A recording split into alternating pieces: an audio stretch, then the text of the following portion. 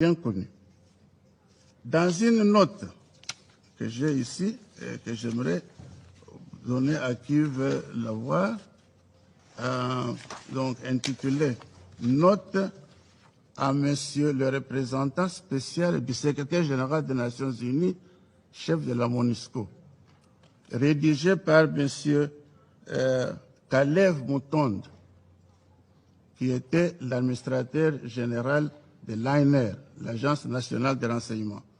Donc, transmission de la liste de commandants assimilés et hommes de troupes du M23 non éligibles à l'intégration au sein des FARDC. Donc, on dit ici que nos services se font l'impérieux devoir de vous transmettre la liste de 78 commandants assimilés et hommes de troupes du M23 sur un total exprimé à plus de 1700 personnes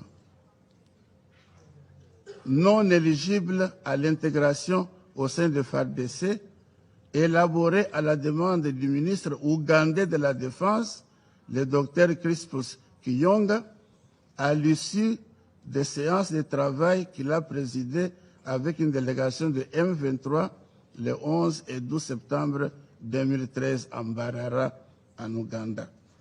Qu'est-ce que ce rapport nous renseigne?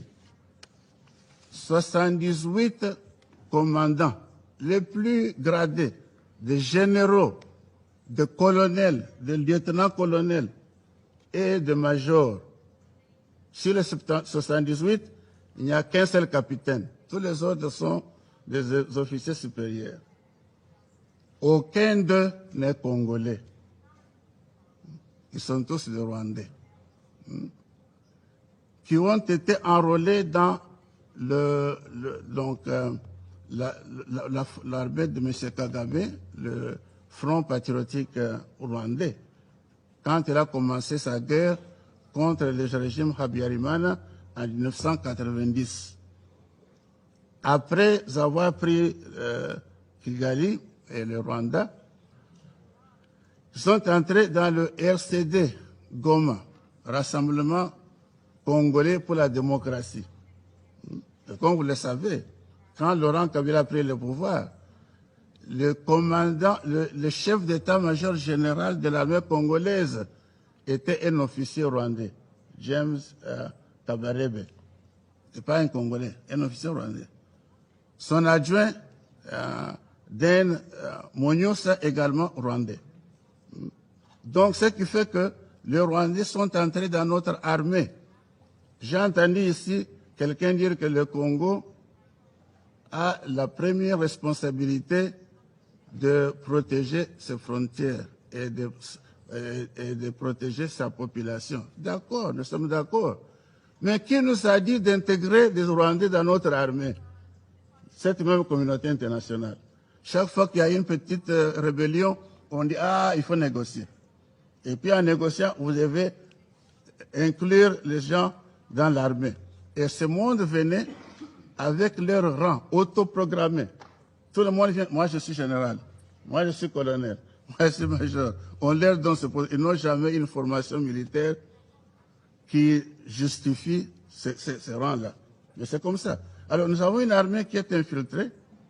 Comment voulez-vous que cette armée soit capable de vraiment protéger la population? Parce que c'est une armée qui travaille non seulement pour notre pays, mais il y a des éléments qui sont là, travaillant pour l'autre côté. Voilà donc le problème qui est très important et qu'on doit analyser et qu'on doit adresser. Dans une note, donc je parlais de note de Kalev Mutonde, de l'agence de renseignement. Cette note est disponible. Si vous voulez la voir, je ne suis que très heureux de vous la donner. Donc, je peux vous donner quelques noms de ce monsieur.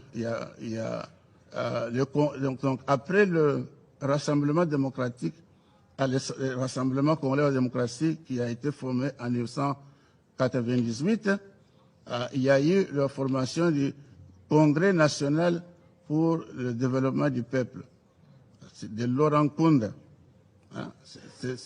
Cette organisation était aussi contrôlée par le Rwanda. Bosco Ntaganda, qui est né, grandi au Rwanda, est venu au Congo avec Laurent Kabila, est entré dans le système que dirigeait James Kabarebe, et voilà, il est devenu aussi membre du RCD Goma. Par après, il a rejoint Laurent Nkunda dans le CNDP, et puis il est devenu le premier dirigeant du M23. Son assistant, enfin son numéro 2, c'est M. Sultani Makenge. Vous le verrez, il est dans la liste des gens qui étaient à Nairobi pour négocier d'être réintégré dans l'armée congolaise. Il s'appelle maintenant général. Au Congo, il était colonel. Donc, M. Sultani Makenge a commencé sa formation dans les forces de Kagame depuis l'Ouganda, avant donc la prise du Rwanda par le régime.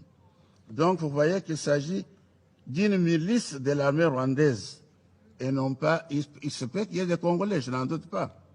Il se peut qu'il y ait des Congolais dans le M23. Mais le groupe est contrôlé par le Rwanda.